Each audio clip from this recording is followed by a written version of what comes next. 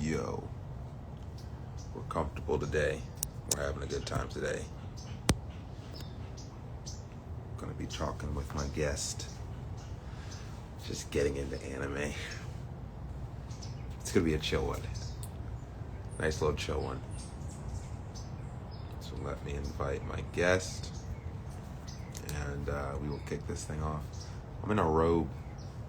I'm in a nice little robe.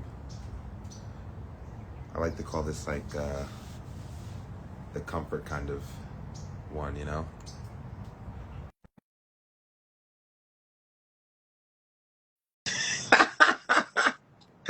Very polite, Mr. Person, who's commenting that. We got a troll. How's it going, bro? Hey, good morning, man. Good morning. How are you doing? I'm fantastic. How are you? I'm good. What time is it over there? It's 11 Okay. a.m. 11 a.m. Top of the EST. morning. EST. Yeah. I love it. I love it. Every time we connect, I have to, even though I know it's 3 hours difference, I just gotta Google it, make sure like the timing is right. I do the same thing. In the past year that I've been working with people and communicating all over different time zones, it's like a whole thing. So I'm glad that we're able to connect. I can imagine you're gonna have a lot more of that. Especially because next year I really want to focus on casting internationally. So there's a couple things to figure out. Specifically, it's like if I'm talking to a person who only speaks their native language, then how are we going to end up communicating in an IG live format? You know, like I don't have a solution for that yet.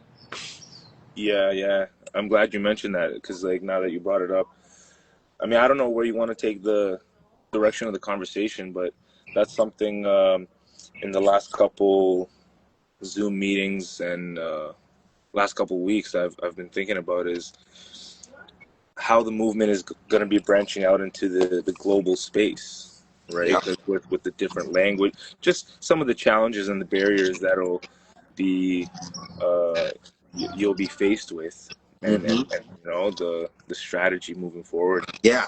to take The the good. movement from local to global. You know? Yes, I agree. And the good news is that nothing that we're doing has never nothing that we're doing isn't new to like people work across continents. Like people work across countries.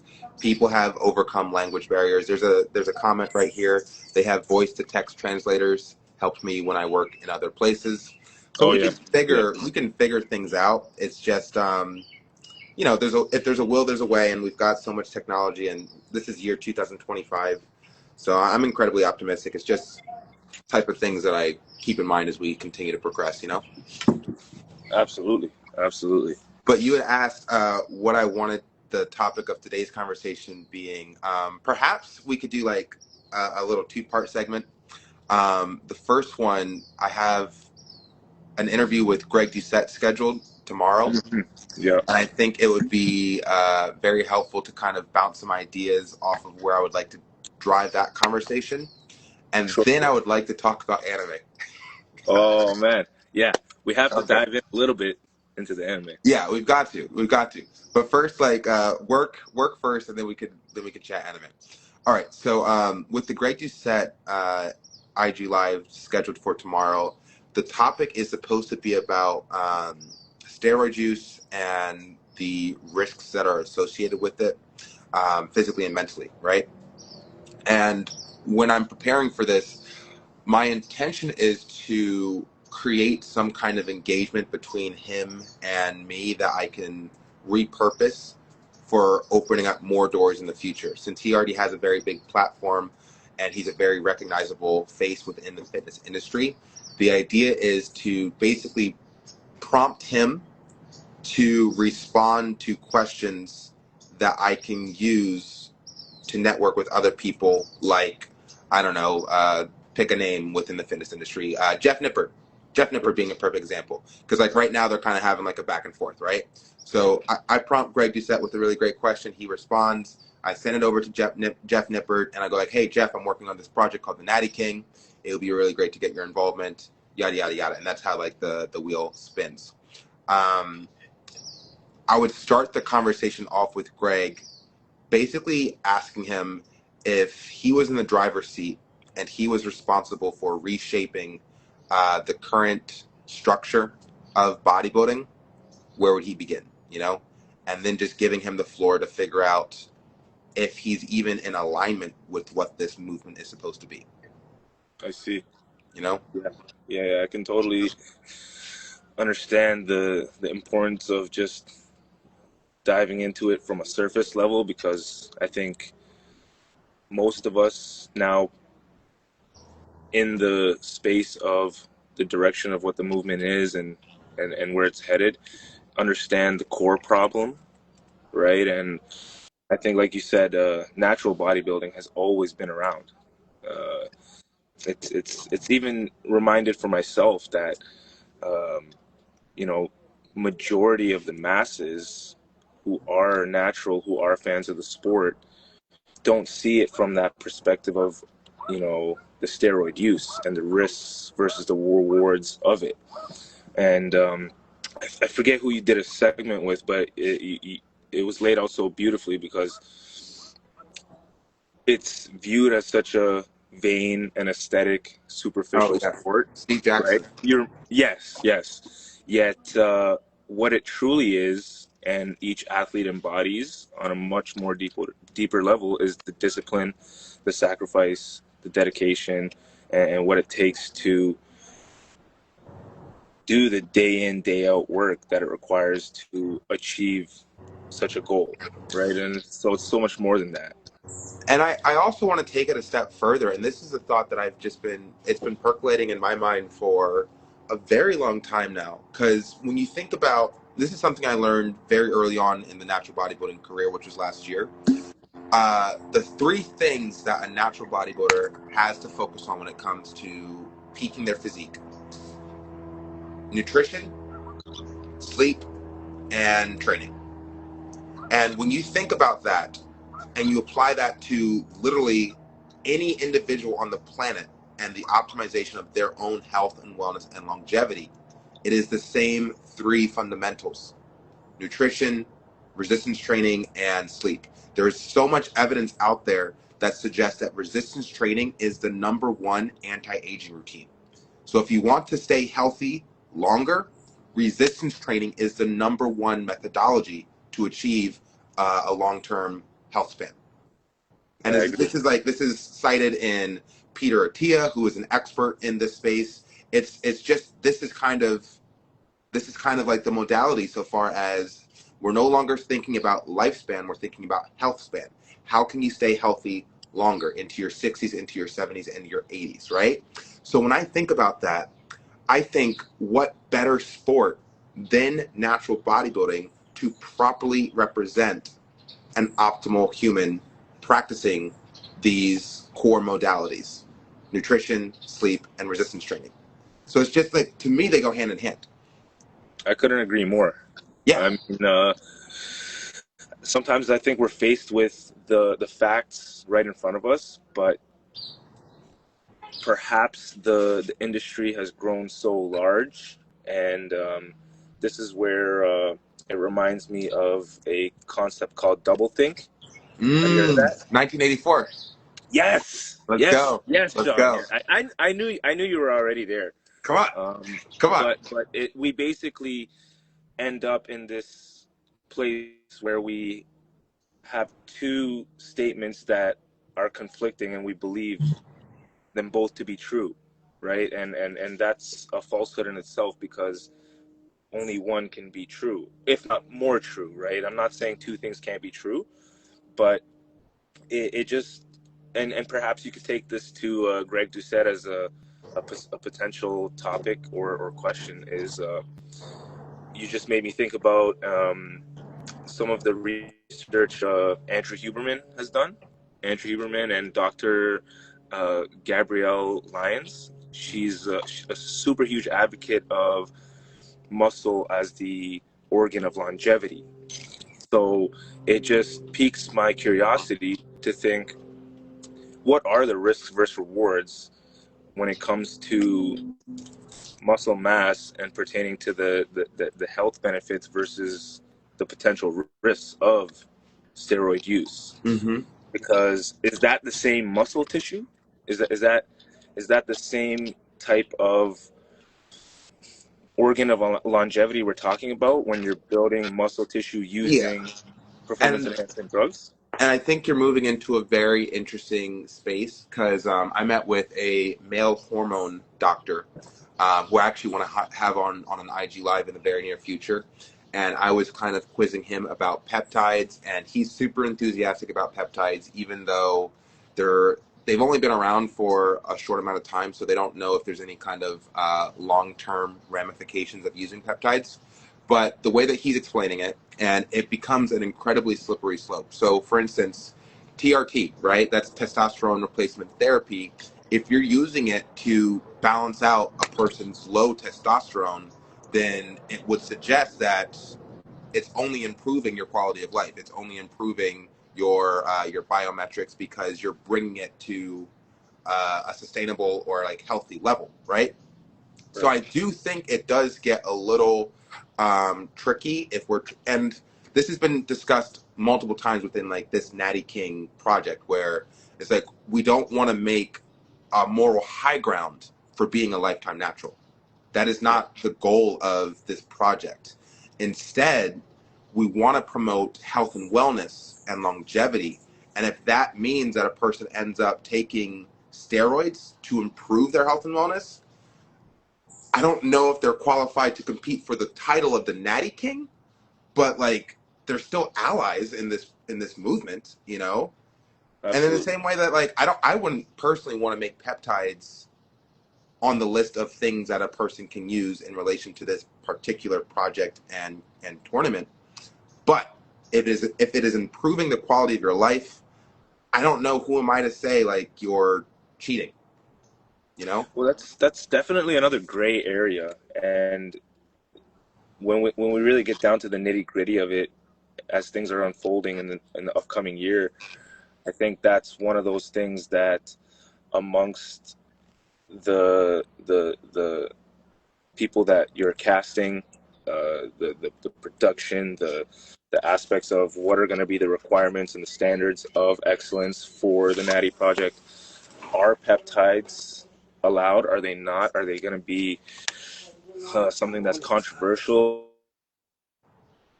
Because it's really just understanding the the attention to the detail.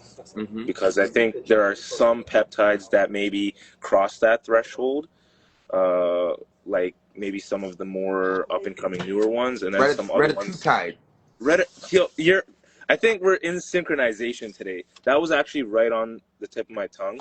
Yeah. Reddit is like they're calling it the the Ozempic on steroids. Mm-hmm. So Mm-hmm. that in itself, when I heard that in a segment of a podcast, I was like, damn, I first of all, I'm super, you know, I don't want to say anti-Ozempic, but I think you and I and people in the space understand the use of it in terms of it's a shortcut. It's not a long-term sustainable plan for health and wellness and longevity. And when you call something like retatrutide the Ozempic on steroids without the side effects and blah blah blah, it's just another selling tactic and marketing tool for these companies. And it's almost like too good to be true Yeah. in a sense of things. At Yeah. the same time, there potentially may be people who could benefit hugely Yeah. from this. But again, would that consider that maybe that person isn't going to be the Natty King? Maybe that Yeah.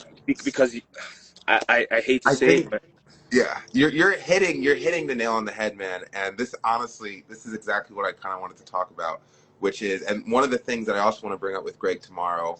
And I've said it a bunch of times in the past year, but like I am incredibly new to sports and sports psychology. You know that my background is like filmmaking, storytelling, anime, fantasy, science fiction, like that kind of stuff. So my whole thing is I've looked up and I've idolized these fictional characters that like have a core set of beliefs and values. And then when you come over into the sports space, I'm learning that a normal human who is competitive and is looking to achieve greatness within their respective sport, they will do whatever it takes to win because that's their mentality. So if it means in the space of bodybuilding, oh, you're telling me I have to take this amount of steroids in order to become a Mr. Olympia champion, give me the steroids. If we're talking about like an Olympic sport, there are people. I had a Zoom call the other day, Nancy Andrews, and she's a former WNBF president, and she drops this bomb on me where she says that there are so many Olympic athletes who are cheating, using steroids or banned substances, and they're not thinking about like the only thing that they have to do is pass the test. Right. So if they can pass the drug test, then they will use the drugs and still figure out a way to pass the test. And then you have like some baseball player, and there's this quote where if you're not cheating, you're not trying. Wow. Right. Oh. So I asked myself the question, and again, I'm incredibly new to sports and psychology of it. What kind of athlete doesn't want to cheat? Because that's the athlete that we're casting. That's who the Natty King is. And if we can identify those parameters, I care so little about this whole drug testing protocol because I'm interested in the athlete who is not even thinking that's not even on their radar, you know? Yeah, yeah, and I think that's a really tough challenge, and it's going to only be a matter of time because the way that the story is being told and the pieces are unfolding, what's going to be required for that parameter to be met is for people to meet and know the athletes because it's going to require the integrity, the transparency, the honesty, and just the type of person who will be crowned, right? Because end of the day, it's almost ingrained into our brains that it's okay to cheat. We've grown up to think that if there's a way of getting around a corner or getting ahead of somebody, do it, use it, right? And if you don't get caught, even better, right? So it's always coming down to a matter of being caught or not. And even with all these banned substances and all these rules and regulations, all these numbers of athletes, and you'd think the Olympics is like the pinnacle, ultimate stage of like human performance. Yeah. Right. And when I tell people that all your favorite athletes, all your favorite actors, and all the amazing roles they've played, majority of them, if not all of them, have had to or were willing to use some form of substance to obtain that physique for that role, for that performance, or that sport. And this actually does bring me into and we can kind of like weave in and stuff like that, but this does kind of bring me into the anime discussion, which is why is it that the characters portrayed in fictional inspirational light, like the Goku or the Naruto, like Naruto being a perfect example, they don't present the option of cheating as something that the main character would ever consider. Like they just don't offer that. And if we're being conditioned to see them as like the heroic figure who is choosing the path of moral good and righteousness and justice, then why is it so underrepresented or undervalued in real human life? Like I'm genuinely confused about that. I think about that all the time, especially when I'm coming across certain content, or sometimes I might, send you some stuff, or you'll send me something, and it again sparks that thought. And I try to dissect, the why, and then, you continue to keep unraveling the whys. They say, like, ask 5 whys, right? And you just continue asking why and unraveling it. And I think it really comes down to the chronological timeline of human history and where we've come to, and I try to ask myself, one of the first conversations we had, we spoke about the history of bodybuilding, and when it was up and coming, and the initial introduction of steroid use. It was a kind of like segue into a new era without the title of it. It was never announced, and it kind of just came in as an underlying, like, this is going to be the new standard. So I sometimes wonder, like, my controversial conspiratorial mind, that side of it, sometimes wonder, like, is there an agenda? Was there an agenda with this type of thing for, like, even thinking about, like, bodybuilding as another sport for distraction of the masses? When you think about, like, the Roman gladiators and how sport has become like this, like, because people are in awe of bodybuilders. They're in awe of MLB players. They're in awe of NBA players, NHL players, Olympic athletes, of what they can do and what they can accomplish. And there's this huge pressure on people to perform. And whether it's media or headlines or sponsors and affiliates, contracts, whatever the incentive, I wonder, like, is there an agenda? When we look at the historical timeline of human history, sports and performance, and the introduction of steroid use, do we now have to unravel that puzzle? Do we need to reverse engineer it to show the importance of how everyone can be their own hero's journey? Yes, we do. Right? We do. I also want to respond. I don't think it's as conspiratorial or like I don't know if there's an agenda. What I do believe is that it is within human nature to poke and prod and to dig and unearth and then dig deeper. So even if you look at the current progression of AI, and there's so much, like, the top AI experts are talking, like, you guys are moving too fast. You need to slow it down. There are people who are, like, leaving that industry for fear of the ramifications as to the technology that's currently being invented and becoming accessible and all that stuff. And it's being completely ignored. So when I think about just like this is just human nature, Right. They chance onto something, they come up with an invention, and then they advance that invention, they make it better, and then they just keep doing it without asking the question: is this safe? Is this healthy? Is this conducive to improving the quality of life for all of humanity? I don't think the people who are making these inventions and making these advancements in technology, science, steroids, AI, I don't think that these questions are standards as to which they check and decide, like, okay, we should stop. I don't think there is a stop button on that type of creativity and advancement. I completely, I see the perspective from a totally different angle. Yeah. When we look at it that way, it's a little bit more realistic to think of it as we're just trying to find out. We're just trying to see, so sometimes it's a matter of, like a perfect example of this is, I'll use Chris Bumstead. I think everyone's got a different place they're at with what they're willing to risk for the reward. Athletes come into the space of bodybuilding and sports at all different ages, all different levels and experiences of where they are in life.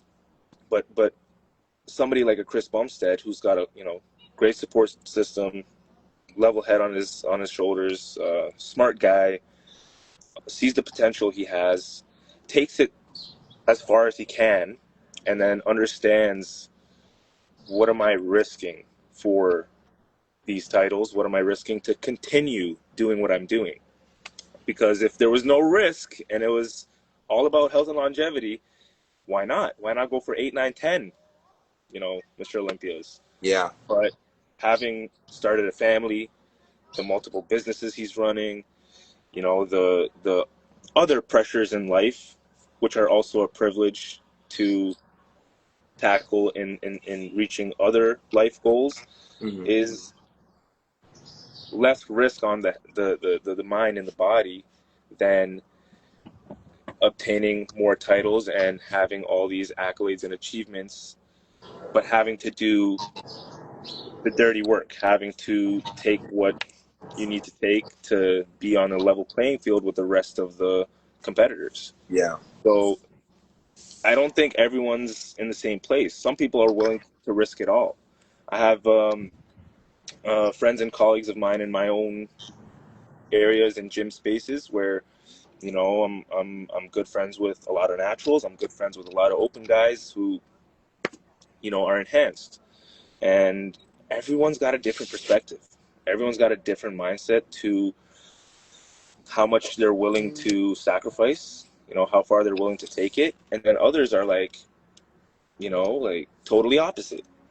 Some people will go all the way in, all in, risk it all. Some people are like, I wouldn't give up my natty status for $1 million, you know?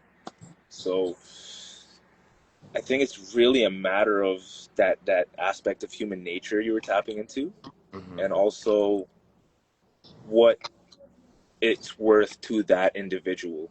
Like Yeah. what is the value of your perceived goal versus how you want to live your life in the next few decades, if you know, God willing, because we've obviously seen a lot of death and young, you know, great minds who weren't able to reach, you know, even their 40s. So it's So unfortunate because like these are role models, right? People yeah. look up to these people. So it's a matter of the question of, you know, like where was that person's mindset? Well, like how much were they willing to give up, and was it worth it? Did they have any regrets? And in hindsight, you know, it's like it's hard to address the what ifs Hmm. because it's already said and done. So what about now? Yeah, it's gotten really weird. The whole sport has gotten really weird. I think the moment that Arnold started winning and he became, I want to say, six-time Mr. Olympia champion, if I'm not mistaken. I believe so. Yeah, and bodybuilding was at kind of its peak of popularity. Then came in Lee Haney, and steroids were already normalized within the sport. There was a year where they got rid of steroids because they wanted to get the athletes in the Olympics. That was sometime in the 80s. And apparently there weren't as many people in the audience, so they kind of abandoned that whole strategy because they decided that steroids attract bigger audiences. So then they went back to steroids and yada, yada, yada. I guess when it comes to the formation of this community and culture within the Natty King franchise, I want to make it entirely about the discovery of one's own natural human potential. And that is outside of any external substances, any external things that would augment your natural human potential. And I ask myself the question, are we the first to do this? Like, did this culture not exist before I came up with this idea? And that's like a legitimate question. Like, is this a new idea? Let's see. Let's see now. I would say the way that it's manifesting and the vision at large, I've never heard of. I think it's been lingering in conversations and discussions around the space. Um, I don't know if it's a matter of like, you know, people being frightened or maybe nervous about bringing up such topics or stirring the pot, if you will, right? But it's been like tapped into, but never really dissected at the level that you're doing it. And I think that's what's drawing attention and will continue drawing attention because we're asking the questions that people are already thinking. And whether we get to a direct answer or not, it's at least serving as a purpose of reflecting and creatively imagining, manifesting someone's own version of what their belief is around these topics. I love that. You know what I Yeah. mean? So it's sparking something that was already there, and I think it's igniting it. It's you're throwing fuel on it because nobody wanted to take the risk of, is this thing going to blow up in the way that it needs to, because Right. it's so important. And I Yeah. think you're handling it with such care and delicate matter. So no, I don't think it's been like done the way you're doing it. Not in my recollection. Because there's been natural bodybuilding before, but it was never being put in front of the masses the way it is now. And with Okay. social media, I think it's going to be even stronger. It's going to be Oh even yeah. bigger. Yeah. I agree. I agree, man.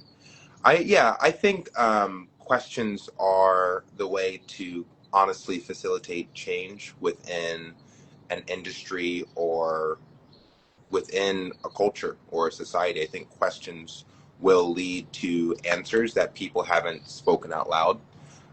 So when it comes to bodybuilding, which this feels just to me like phase one, it honestly just feels like phase one of a very, very long and engrossing project to change the world in a very effective and positive way.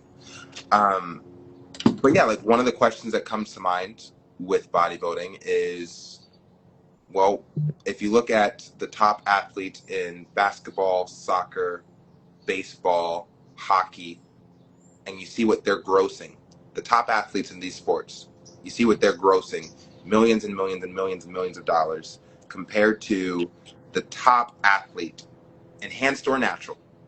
The top athlete in bodybuilding is only grossing $1 million in competition, and then maybe a couple more million just in like supplements and endorsements, right?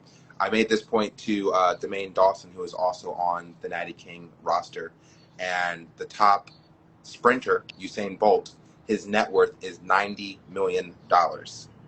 and he's the fastest sprinter in the world. I asked him the question: if we're looking to crown the Natty King and give him a cash prize of $1 million, that's literally 1% the net worth of the fastest sprinter alive. And people scoff at me and say that's a crazy idea to create 1% net worth of the fastest sprinter to the greatest natural bodybuilder in the world. It's like, how is that crazy? I think people. This is why we need to reverse engineer and deprogram ourselves, because we've been so normalized to thinking that, these amounts and these values are what a person's worth is. And I mean, inflation and the economy aside, right? Like, times have changed so fast, and I don't think everybody sees it that way, where that million is not a representation of how many zeros are in your bank account, but it's more a representation of, again, the process it took to getting it and getting there. And I think for me, at least, that million would be worth more than, to put it in, for lack of better words, like the 90 million or 100 million that might be tainted, right? That might have required me to do things that I would have done otherwise, Right. such as steroids or Ooh, PEDs. I like where you're going. Like, so a clean million. Yeah, you see what I'm Ooh, saying, I love that. right? Yeah. You can also use the example of, I forget the movie. Oh, I think it's called A Bronx Tale, with Robert De Niro. Mm-hmm. Mm-hmm. He finds like a wad of cash in his son's room. It's like $600 or something. He's like, "Where'd you get that?" And he was like, "I worked for it." And he's like, what do you mean you worked for it?" He's like, "I did things." He's like, "What do you mean?" And then, like, they end up going to where he got the money from, and it was from like this guy, backroom, sketchy table, like obviously some shady business going on. And he said, like, yeah, like, he's like, your son did some work for me. Like, he just did some like cleaning and stuff and whatever. And I gave him some money. And he was like, never speak to my son again. Like, we don't want your dirty money. He's like, do you know who I am? And he's like, I should have you killed. And he was like, I said, don't ever speak to my son again. And the son's like, Dad, it's my money. He's like, no. And he's like, no, like, we're out of here. He's like, and he gives him the whole speech on, like, see if that guy would get up, 6 a.m. to 6 p.m. and put in a hard day's work. And like, who's the stronger person? Who's the more honest man? Who's got the integrity?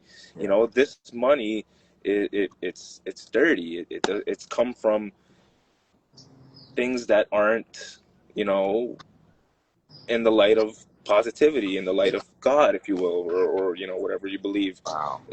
So it's the same thing when you look at how you achieve a Mr. Olympia title, or how you achieve, but we don't see it that way because, again, it's been so normalized, and we've devalued the meaning of what it really means to achieve something with the God-given traits and talents and skills and capabilities that we have. Yeah, we're literally talking about, and again, it does. I understand what you're saying. It's like there's a right path and a wrong path, and it'll be an ongoing conversation that will lead into the anime anyway.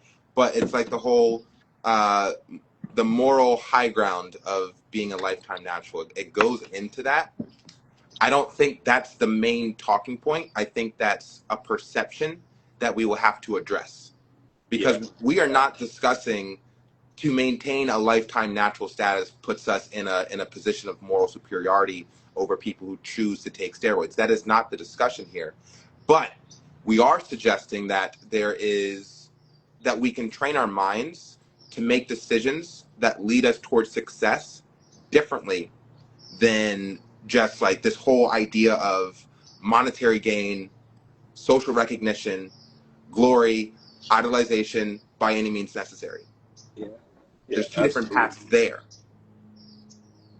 Yeah. I want to understand that better, and I appreciate the way that again, you're the person controlling all of this, and I don't like to say control. I don't like to say control, but go on. Not control, for lack of better words. You're the headpiece, the main thinker of the pieces falling here, and the puzzle being put together. Yeah. Because again, like, for me, I've been on the fence. Right? I don't know if we've had this conversation, but I've been on the fence. I've thought about it. I really enjoy the art of bodybuilding, and I have, tremendous passion for it. And I've been back and forth with this idea of just going on gear, just to be competitive. And it always came back down to me for, like, why am I doing it, and is it for the right reasons? So I don't think there's like a moral superiority or high ground to it, but more so it's just, it always comes down to, for me, like, can this be achieved naturally? Maybe not exactly the same way. It might take longer. It might require more sacrifice and the dedication, discipline, or maybe not. Again, the human nature and curiosity of, like, what steroid use and PEDs can do for a person is different among the spectrum of people using it. But that's always been kind of the conflicting mindset around it for me. I think I'm totally, like, like, bottom line is staying natural. Lifetime is, for me, more of an interest for finding out what I can do with what I have. But I want to dissect that mindset more. I don't want to have this negative connotation of people who do use it, because, again, like you said, it's going to take away from the message of the parts and aspects of why the Natty King has to be crowned. So I appreciate, again, your thought process and it making me think a little deeper on it as well. Absolutely. I don't, because it's like, I understand the whole process of being a natural bodybuilder is one that is incredibly long. I'm so grateful for an athlete like Marshall Johnson, who I have a scheduled with IG Live, I think November 8th. And he's a 64-year-old natural bodybuilding champion who's been competing for over 30 years. And I look at an individual like that and I look at his physique, and that informs me of the potential longevity of being an athlete in this sport.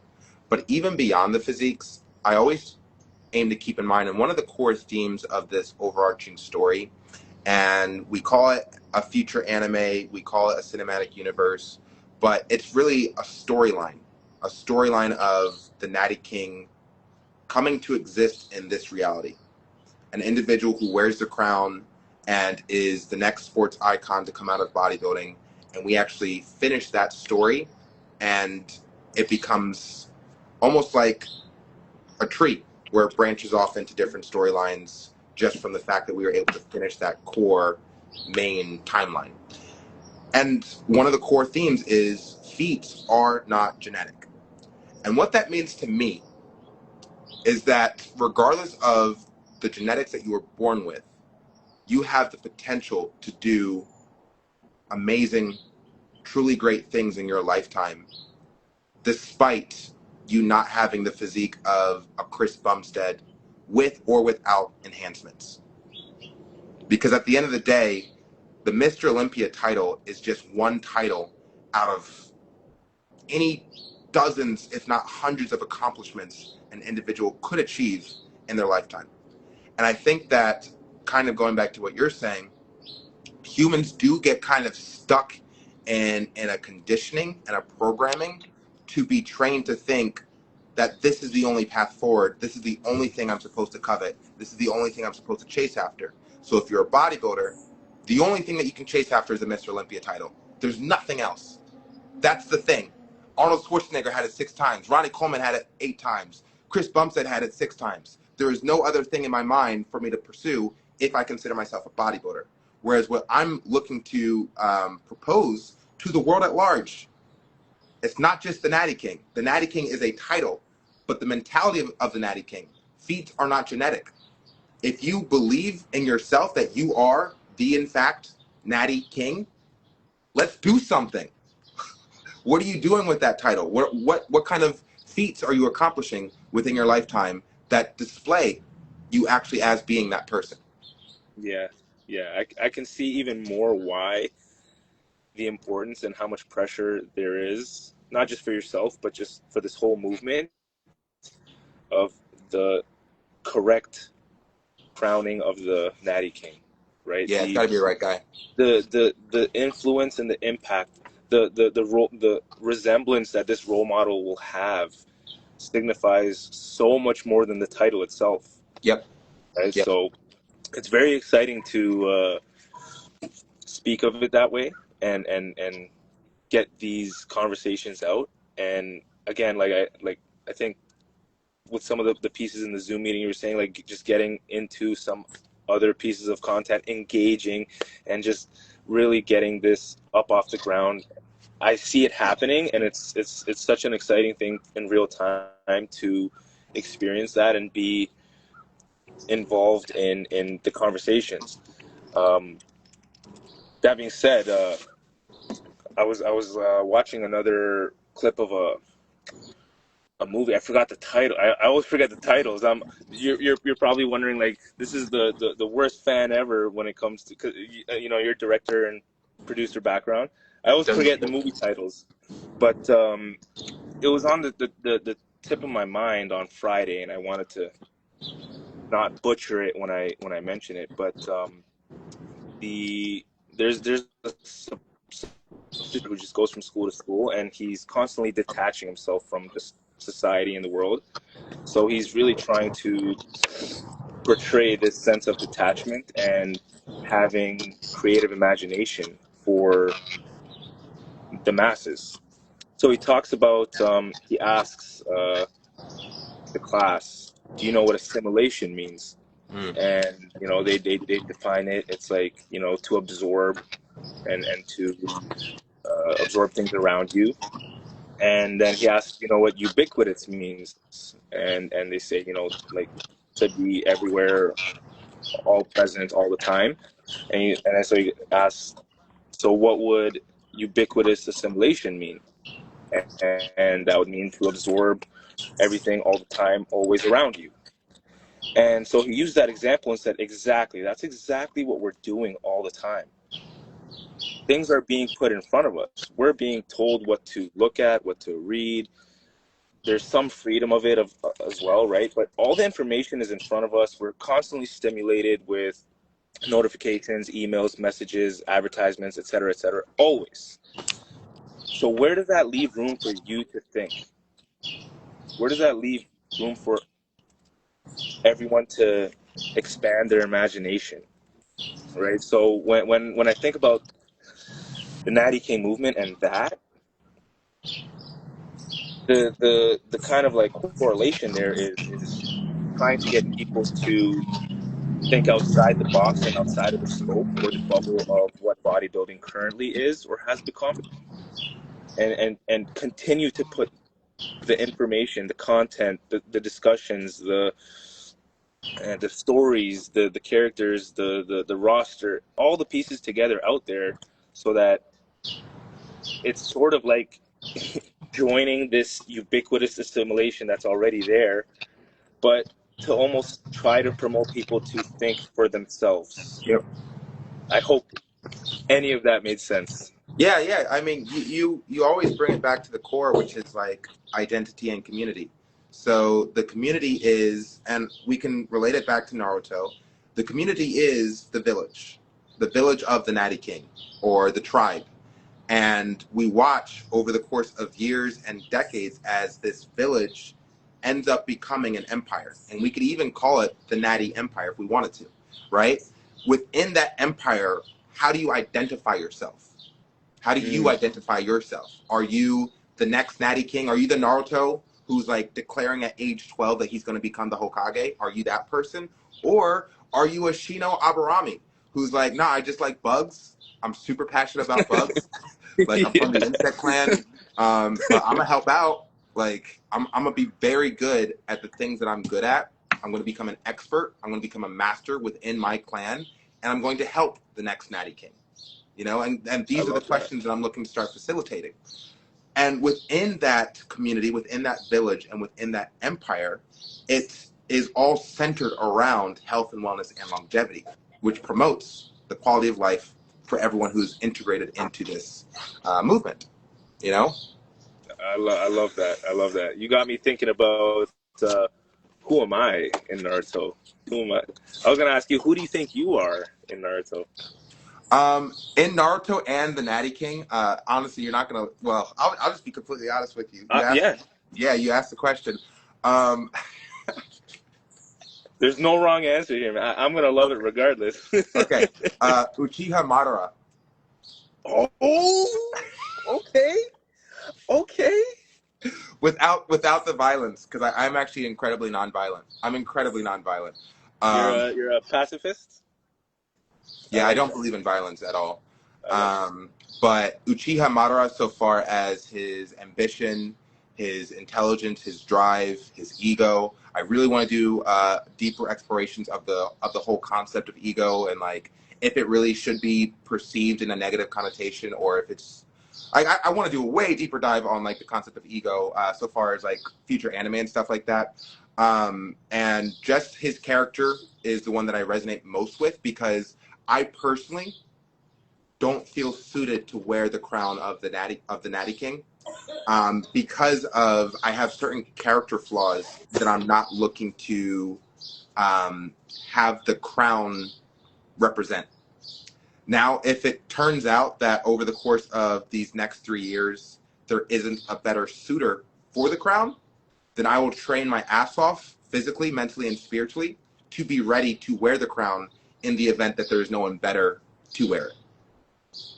So if I have to become Hashirama, I'll do everything in my power to become that first Hokage, but I don't believe that I am that person. And It would have to be an evolution and a transformation in order to become him. I like that. I Yeah. like that. I could see it. No, but like all kidding aside, when you said Uchiha Madara, I see that. I see that. There's a great level of, you know, dissolving that self ego, and I feel that with you, because you really have to shed down the layers and do that inner work before you're able to come out and say that I'm about to move the whole world with this project, right? Yeah. Yeah, no, you're really, and I love your perspective.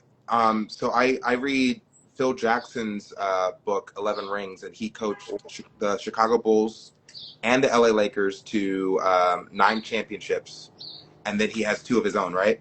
And even, I mean, this coach Phil Jackson, he's all about Zen meditation and Buddhist and Native American tribes, and basically preaching selflessness within a team in order to achieve greatness within like a very selfless perspective. He even talks about having an ego, but his ego is attached to the ultimate goal, which is winning. Wow. So if he's adopting selfless practices or strategies and thinking about team unification, his ego is attached to the outcome, and the outcome is winning. The outcome isn't about me. It's not. It has nothing to do with Shaun Fury. It has everything to do with the Natty King needs to be crowned. That is what my ego is attached to. You know, and so I can Love it. weaponize it and have it be conducive to me. This is a positive thing.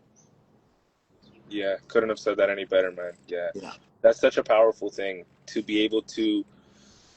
It's one thing to shed the layers of ego and really see how that psychologically, mentally, physically affects a person, but to have really mastered that and then attach your ego to the goal or the greater good, that's another level. And people don't talk about that. People don't talk about that in like narrative storytelling. Like it's Yeah. just completely overlooked.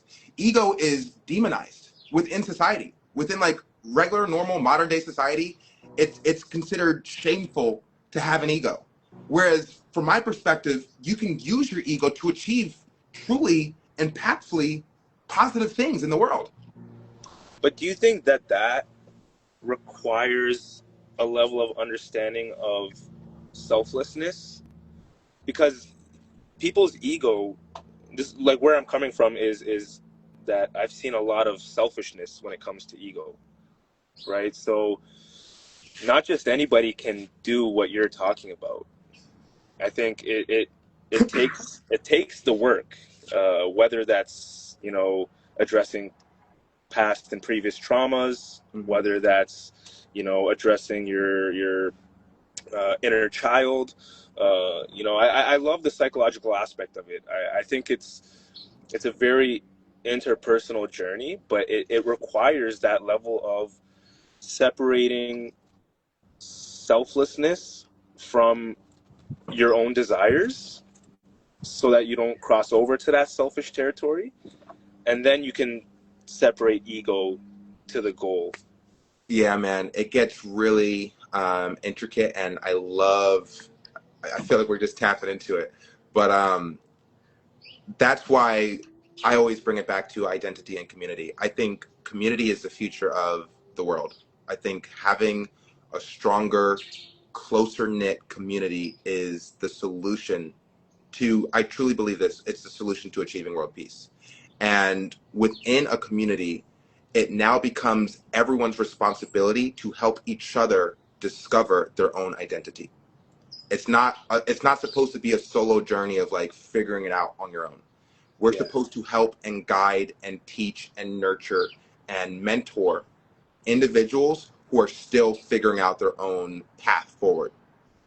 But it's their individual path.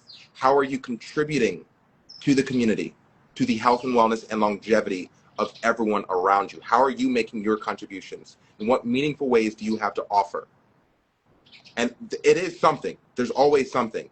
You can't just give up and say, oh, I have nothing to contribute. I'm going to go off and be an egotistical maniac who only thinks of myself because I have nothing to contribute to the community. That's not how it works. We are all part of the same experience. We are all part of the same universe, and we are all life forms in this cosmos. So we're all feeding off of each other's energy. So we have to figure out a way to like actually present positive energy to our neighbors so that we can feed off of it, and it becomes reciprocal. No, I couldn't agree with that more. That's beautifully said, man. It just takes me back to, and I'm glad, I was in a good environment. I had a good surrounding to think this way. In elementary school, all the way up until like high school. I think it was like the theme of our elementary school, or maybe like all elementary schools. I don't know. I don't remember. But we always did like projects, art, dramatizations, and things like that around the theme of together we're better. Mm.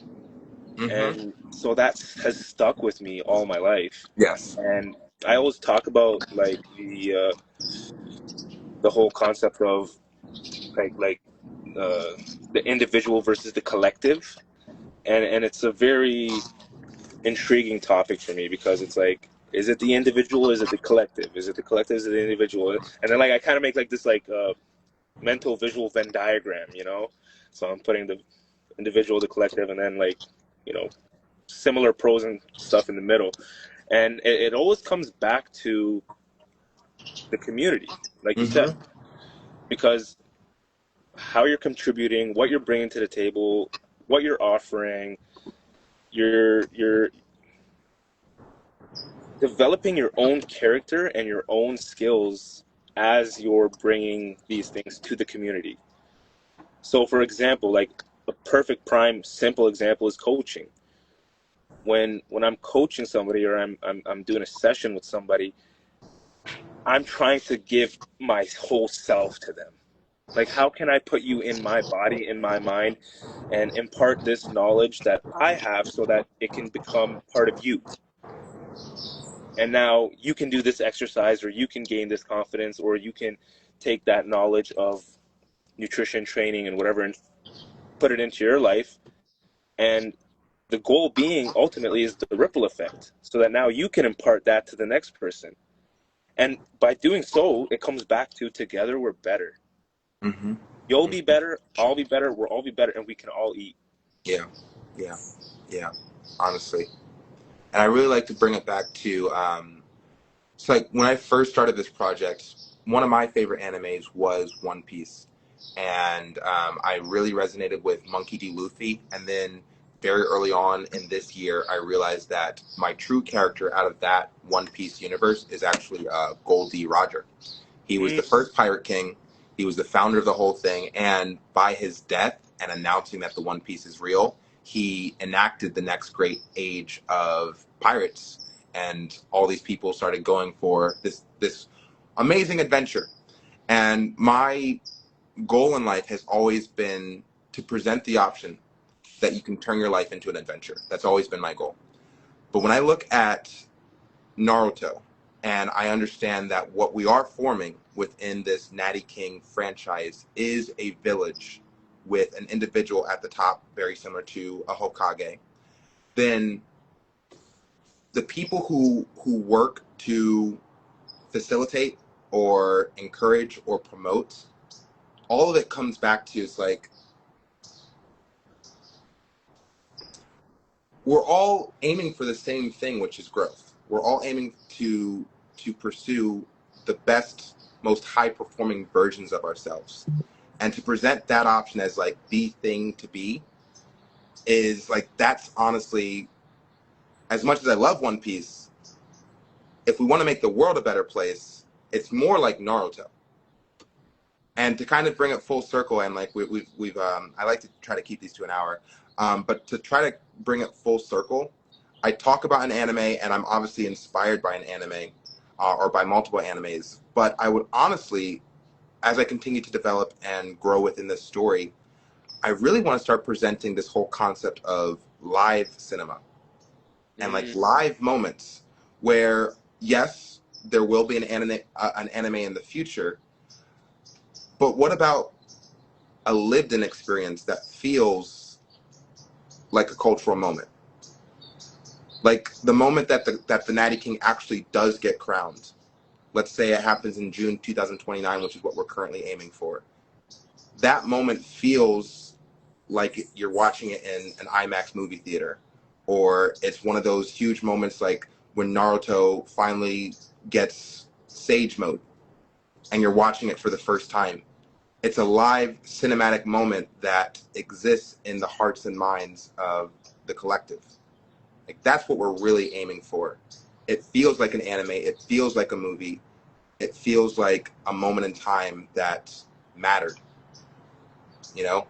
Yeah, it's capturing the moments, and making the memories. Yeah. You wanna ingrain that in people's mind. There's Yeah. no better way to do that than in the live moment. Yeah. And I can't I think of moments in our history, like the MLK I Have a Dream speech.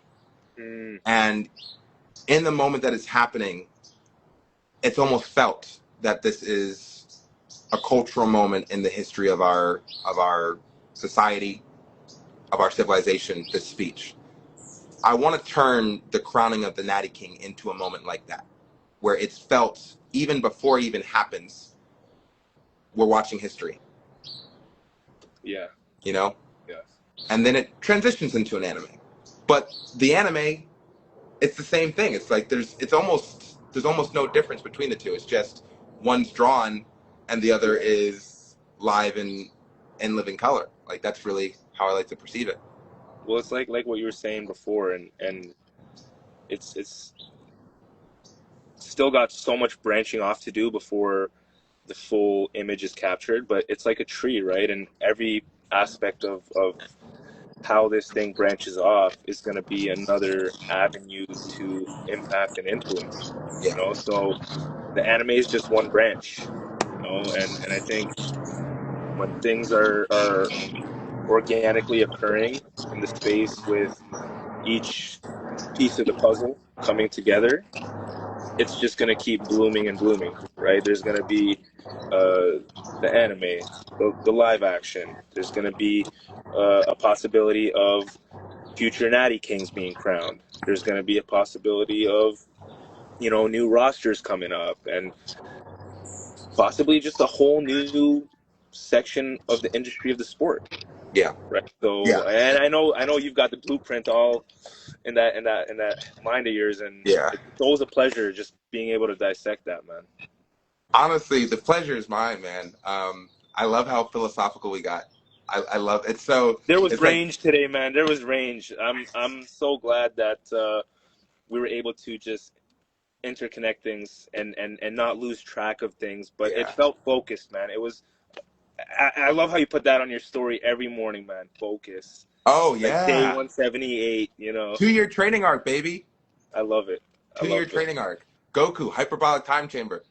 Oh man. You're getting me amped. This is perfect. I'm going to the gym after this. So, Yeah, I'm going to church after this, so like it's gonna be great. I'm stoked. beautiful. Amen, man. Make a prayer for me, brother. You got it, dude. We'll do this again. Can't wait, brother. Thank you All for right, man. taking I'll the talk to time. you soon. Peace. Peace.